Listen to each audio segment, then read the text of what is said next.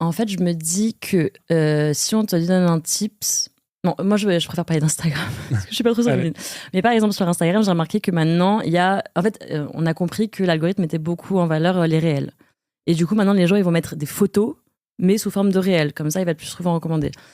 Et bah, je pense que si on se rend compte que les utilisateurs, ils aiment moins ce contenu, l'algorithme va apprendre que... Enfin, du coup, l'utilisateur va moins interagir avec ces photos / réels. Et donc, l'algorithme va s'adapter. Et donc, en fait, ça marchera plus de mettre des photos en réel. Alors, ce qui est intéressant, parce que ce que tu dis, en fait, c'est que c'est pas tant qu'il y a des choix qui sont faits de mise en avant, Mm. mais c'est que l'algorithme qui, en fait, s'auto-adapte à ce avec quoi les gens... Soit ils s'auto-adaptent, soit, de toute façon, Instagram, soit les data scientists d'Instagram, ils verront bien dans leur dashboard qu'il y a une catégorie de réels qui marche moins que les autres.